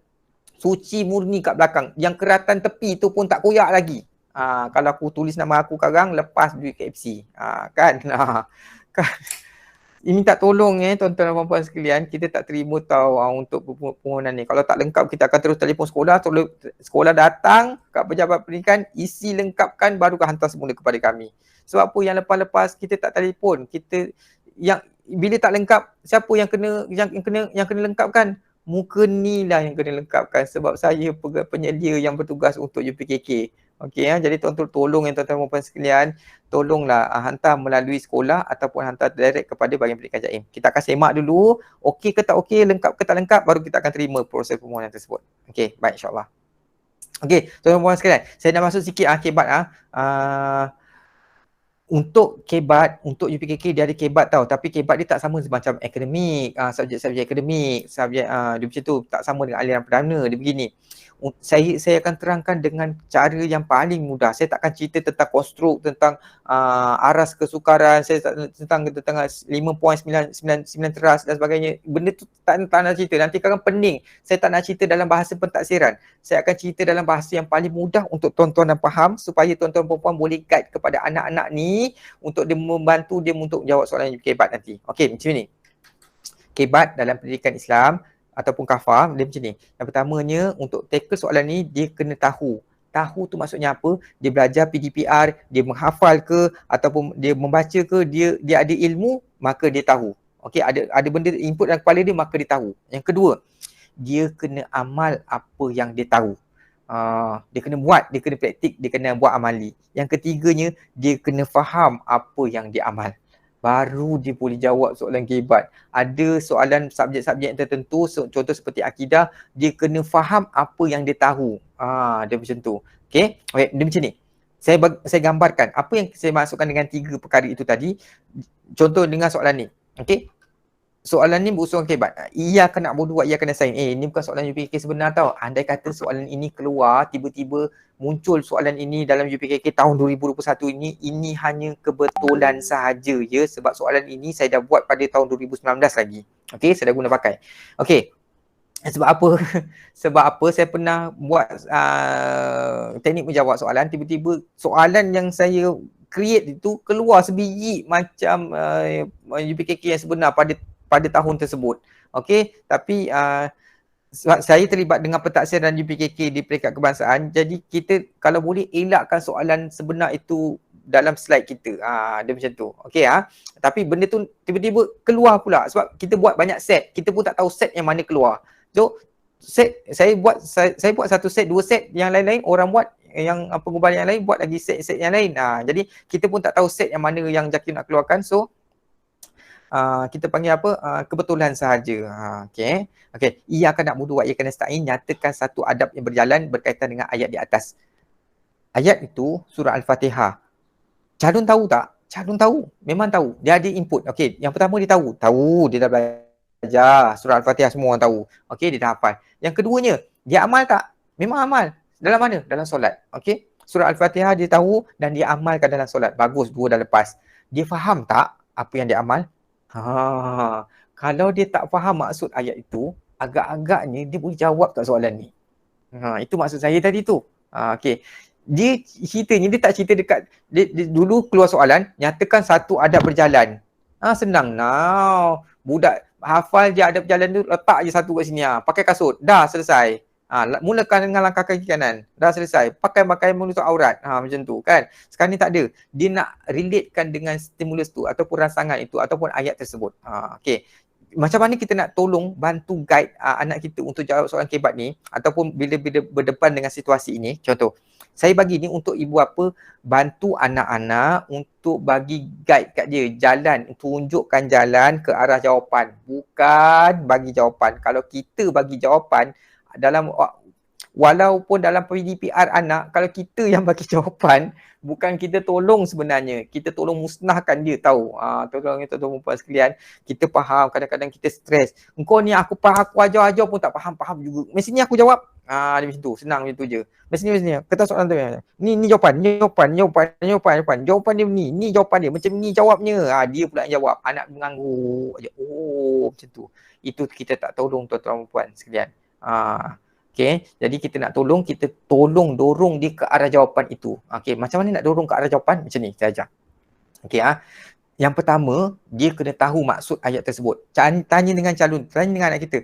Okay, apa maksud dia? Kalau dia tak tahu, dia tak hafal, so dia tengok dekat mana tafsir. Okay, so dia tengok dekat tafsir. Cari dia dekat tafsir. Okay, hanya kepada engkau kami menyembah, hanya kepada engkau kami mohon pertolongan. Ya, kadang dua yang kena nasta'in. Okay, saya tolong highlightkan mohon pertolongan dekat situ. Okay. Jadi sekarang ni, apa soalan yang seterusnya? Tanya dengan dia pula. Okey. Pilih satu adab berjalan yang hampir sama dengan maksud yang ada kena mengena, yang ada berkaitan dengan ayat tersebut. Kita bagi guide kat dia. Kalau dia tak jumpa kan mana nak tunjuknya, kita highlightkan dia punya, kita panggil apa? Keyword dia. Okey, kata kunci dia. Kat mohon pertolongan tu. Jadi dekat adab berjalan, dia dah belajar, dia dah hafal. Adab berjalan apa? Suruh dia nyatakan satu-satu. Kalau dia tak dapat relate, nyatakan satu-satu adab berjalan tu. Dia kata pakai kasut, minta izin sebelum keluar rumah, mulakan dengan langkah kaki kanan, pakai pakaian menutup aurat, menjaga dengan pandangan mata, kan, membaca doa memulakan perjalanan, apa lagi? Keluar dengan niat yang tujuan yang baik, kan. Okey, daripada yang disenaraikan tu, cuba suruh dia relatekan sesuatu. Ada kena-mengena tak dengan mohon pertolongan? Mohon pertolongan dengan siapa? Bila kita ni dalam ni hanya kepada engkau kami minta, hanya kepada engkau kami mohon pertolongan, maksudnya kita nak minta tolong dengan Allah lah. Macam tu. Okey, macam mana kita nak minta tolong dengan Allah? Kita guide dia. Tanya dengan dia, macam mana kita minta tolong dengan Allah? Dan tentulah jawapan dia adalah mohon pertolongan ataupun membaca doa memulakan perjalanan. Baca doa lah, berdoa lah. Doa apa? Doa memulakan perjalanan. Okey, itulah jawapan dia. Jawapan dia doa memulakan perjalanan. Itu jawapan dia. Okey, sebenarnya jawapan tu ada dalam buku teks tau, tapi cara penyoalan tu berbeza. Nampak tak? Okey. Kadang-kadang dia tak keluar macam ni. Okey, sorry. Dia akan keluar macam ni. Tadi dia keluar ayat, kadang-kadang dia keluar gambar. pelajar ni tolong fokus tolong ingat ni apa yang saya cakap. Gambar, kalau sekiranya soalan itu ada gambar, tolonglah tengok betul-betul gambar tu dekat mana, situasinya apa, tafsir gambar tu betul-betul. Kalau contohlah gambar macam ni, jangan salah tafsir. Itu pintu belakang itu bukan pintu jamban tau. Itu bukan pintu toilet itu pintu rumah tau. Tengok dia pakai baju kan, elok kemal dengan beg apa semua, dengan langkah kaki kanan kau agak-agak dia nak pergi mana. Dan tentulah dia nak keluar rumah kan, bukan keluar daripada pintu tandas tau. Okay. Sebab ramai pelajar 2018, 2019 dia salah mentafsir gambar, maka dia bagi jawapan yang salah. Lari daripada tajuk, lari daripada kehendak soalan. Sebab tu markah dia dipotong. Okay Jadi saya tak nak berlaku benda tu pada tahun ni Okay, mengapakah adab tersebut perlu diamalkan? Sebenarnya saya pusing-pusing soalan tu juga. Cuma soalan berbeza. Okey, kita boleh pusing berbagai kaedah soalan. Okey, mengapakah adab tersebut perlu ditafsir, perlu diamalkan? Okey, yang pertamanya tanya dengan dia. Itu tajuk apa? Okey, tajuk tu tajuk apa? Tajuk adab berjalan. Yang keduanya, apa pun yang dia tengah buat? Adab berjalan kan banyak, tengok tu betul-betul. Dia tengah buat apa tu? Yang jelasnya ialah sedang membaca doa. Okey, memulakan perjalanan. Okey, tanya dengan dia, mengapa perlu berdoa? Mengapa perlu berdoa itu berbalik kepada makna doa tersebut. So dia baca doa tu dulu. Okey, Bismillahirrahmanirrahim, la haula wala quwata illa billah. Betul? Dia punya doa tu. Cari tafsir dia, maksudnya tanya dengan dia. Itu saya kata tadi, kalau dia tak faham apa yang dia amal, rasa dia boleh jawab tak? Dia baca tapi dia tak tahu apa maksud. Jadi dia pun tak tahu kenapa dia baca doa. Kenapa kita baca doa makan sebelum makan? Kenapa kita baca doa sebelum makan? Sebab untuk apa? Allah membarik lana, minta Allah memberkati rezeki yang Allah bagi. Betul tak? Sebab kita baca doa sebelum makan. Kenapa kita baca doa sebelum keluar rumah? Balik kepada maksud doa itu tadi. Bismillahirrahmanirrahim. Bismillahirrahmanirrahim maksudnya dengan nama Allah aku bertawakal kepada Allah. Sebab apa? Sebab la haula wala quwata illa billah. Kerana sebab tiada daya upaya, tiada kekuatan melainkan kekuatan daripada kekuasaan daripada Allah.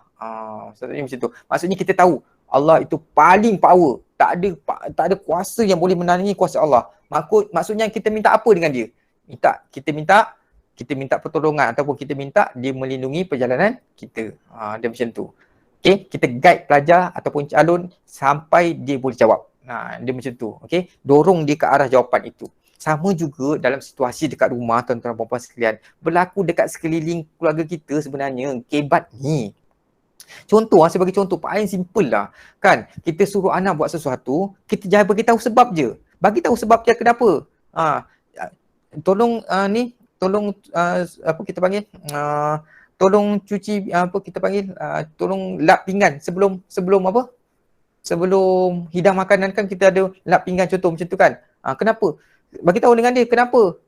Nak jaga kebersihan, takut ada kuman ke, ada bulu ke kan dekat situ ke kan, ada habuk-habuk ke, nanti kan masuk dalam perut kita jadi sakit. Cakap macam tu.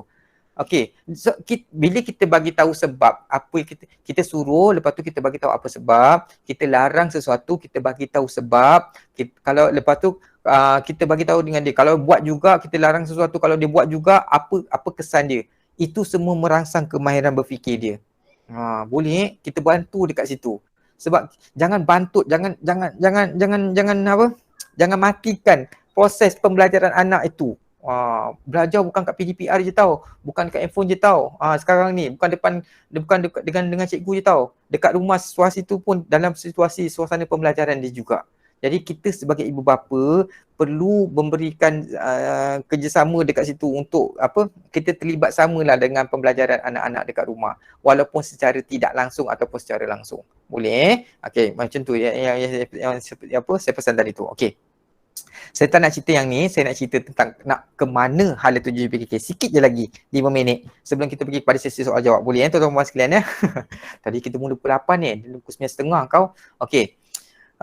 Pihak sekolah, siapa tadi boleh saya extend sikit dah. Ni tajuk yang terakhir untuk kita panggil apa ni, apa kita nak bawa ke mana UPKK ni. Boleh 5 minit? Boleh Ustaz. Okay, insya-Allah. Okey, untuk hala tuju nak ke mana JPKK ni tuan-tuan puan sekalian, saya terus pecah kepada kategori ini. Yang pertamanya, sekolah berasrama penuh. Okey, dia banyak kategori sekolah boleh mohon, tetapi nak bawa ke mana dengan sijil JPKK ni? Okey, untuk permohonan ke sekolah berasrama penuh yang dikeluarkan oleh KPM, Kementerian Pelajaran Malaysia, HQ tau, kementerian yang uruskan. Sekolah Kebangsaan akan edarkan satu surat kepada tuan-tuan dan puan untuk murid-murid darjah 6 nanti tahu. Murid-murid darjah 6 akan dapat satu surat daripada Sekolah Kebangsaan untuk permohonan ke sekolah-sekolah khas ni. Okey, bukan pendidikan khas, sekolah-sekolah khas. Okey. Satu kategorinya ialah nanti dibagi surat, dekat situ ada link. Dekat link tu nanti mohonlah. Apa benda yang kita nak mohon untuk anak kita, nak masuk sekolah menengah sains ke, nak masuk sekolah aliran asrama penuh ke dan sebagainya. Okey, yang dekat bawah sekolah beraliran asrama penuh ni ataupun sekolah berasrama penuh SPP, ada beberapa kategori sekolah. Yang pertama ni SMKA. Kat Melaka ni ada 3 je sekolah SMKA. Tapi SMKA dekat satu Malaysia kita boleh mohon, tak ada masalah. Okey, dulu SMKA bawah JPN negeri, sekarang ni SMKA dibuka semua. Satu Malaysia boleh mohon. Jadi untuk negeri Melaka, SMKA ada 3, Sultan Muhammad, Sherrod, Tun Perak. Sila dah nak mohon, tak ada masalah. Okey, kalau tak dapat, kalau dalam masa yang sama nak mohon sekolah lain boleh, dia ada beberapa option. Option yang pertama, pilihan kedua, pilihan ketiga, mana, pilihan keempat, mana. Okey. Sekolah berasrama penuh SBPI, integrasi. Yang bawah yang ada program tahfiz muda ulul albab. Tahfiz muda ulul albab ni bukan kata lelaki saja, perempuan pun boleh mohon. Tapi kalau nak mohon SBPI ni memang agak tough sikit lah, sebab murid-murid yang masuk kat sana semuanya di interview terlebih dahulu kan. Okay, baik. Mohon lah, tak ada masalah. Okey, nak menggunakan sijil JPKK tu. Okey, yang seterusnya, Sekolah Kebangsaan juga akan mengedarkan satu borang ataupun satu surat yang mana ada permohonan untuk sekolah aliran agama dikeluarkan oleh JPN. Itu negeri punya. Tu maksudnya JPN negeri yang aku uruskan. Okey, yang pertamanya sekolah SABK, Sekolah Agama Bantuan Kerajaan. Okey. SABK dekat Melaka ada 7, 6 Diniah ataupun sekolah Arab, 1 tahfiz iaitu di Cendera. Okey. Tahfiz Cendera ni, saya cerita nombor 7 dulu. Tahfiz Cendera ni dia menggunakan KBT, Kurikulum Bersepadu Tahfiz. Kebangsaan punya, JPN punya, Kementerian Pelajaran punya tau. Dia selaras satu Malaysia. Okey, mana-mana sekolah yang menggunakan KBT ni, kalau nak pindah KBT dengan KBT tak ada masalah. Kurikulum yang sama. Okey. Kurikulum bersepadu tahfiz kita panggil. Okey, untuk yang 6 yang lain sekolah Arab ni, yang paling dekat kita siapa Al-Ahmadi lah kot, Sungai Udang. Okey. Sekolah Arab ni dia menggunakan KBD, Kurikulum Bersepadu Diniah. Okey, pun KPM punya juga, selaras satu Malaysia. Okey, kita guna pakai kurikulum tersebut daripada KPM. Untuk sekolah Arab ni dia ada 9 ataupun 7 subjek Diniah yang mana fully bahasa Arab. Sirah dia bahasa Arab, akhlak dia bahasa Arab, tauhid dia bahasa Arab, fiqh dia bahasa Arab, semua dia bahasa Arab. Kalau anak kita power bahasa Arab, hantarlah, mohonlah untuk anak-anak ni ke sekolah-sekolah Arab Jaim ni. Memang betul sekolah Arab Jaim, tetapi di bawah kelolaan JPN. Jaim yang mana? Jaim punya bangunan sahaja. Jaim tu bangunan dia sahaja, Jaim punya. Yang lain cikgu-cikgu kurikulum semua kementerian punya. Okey, sama juga dengan tahfiz Cendera ni, sama. Okey. Okey, seterusnya untuk dia di bawah JPN juga, dia ada kelas aliran agama. Kelas aliran agama ni kurikulum dia sama macam SMKA, Sultan Muhammad, Sharifah Rodia dan Tun Perak, sama. Okey, kenapa diwujudkan KAA ni? Sebab bagi menampung kekurangan tempat dekat 3 sekolah ni. Jadi diwujudkan KAA ini, kelas agama ni, silibus dia sama. Apa yang dia belajar dekat Sultan Muhammad, dia belajar juga dekat Abdul Said. Dia belajar juga dekat Munsyi Abdullah dan sebagainya. Okey, jadi mohon dah. Dia ada 3 je subjek tambahan. Okey, yang pertamanya dia akademik macam biasa. Dia ada yang untuk tingkatan 1 dia belajar 1 je dulu, iaitu bahasa Arab. Okey, masuk tingkatan 4 nanti dia akan tambah lagi 2. Yang pertamanya Quran Sunnah dan juga syariah.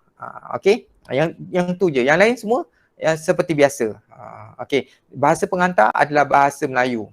Dia lebih mudah kecuali bahasa Arab lah. Okey, yang Quran Sunnah dengan syariah tu tadi dia gunakan apa kita panggil bahasa Melayu. Dia lebih mudah dekat situ, lebih ringan. Okey Baik tuan-tuan dan puan sekalian. Begitu juga ada satu lagi kita sekolah di bawah Jabatan Agama Islam sendiri ada dua sekolah. Sebenarnya satu je. Yang pertamanya Tahfiz Quran Al-Qari. Yang imtiaz ulul albab itu telah diambil alih oleh MAIM, Jamaah Majlis Agama Islam Melaka. Nak mohon imtiaz ulul albab kat Masjid Tanah. Sekolah ni sekolah swasta dulu, tapi diambil alih oleh kerajaan negeri dan diserahkan kepada Majlis Agama Islam Melaka. Itu boleh mohon dekat MAIM. Okey, yang Tahfiz Quran Al-Qari ni dulu dekat Pulau Besar dipindahkan ke Al-Khawarizmi. Okey, yang itu dikelolakan oleh Jabatan Agama Islam bahagian pengurusan pendidikan. Pejabat saya dekat situ. Okey, boleh mohon melalui agensi tersebut. Okey, yang Tahfiz Quran Al-Qari ni dia menggunakan pakai kurikulum apa kita panggil tu, kurikulum bersepadu tahfiz, sama seperti cendera tu tadi. Dia imtiaz, dia ada kurikulum dia sendiri. Okey, imtiaz punya kurikulum. Satu Malaysia. Imtiaz ni bukan Melaka je, satu Malaysia pun ada. Okey baik. Habis, selesai insya-Allah. Okey.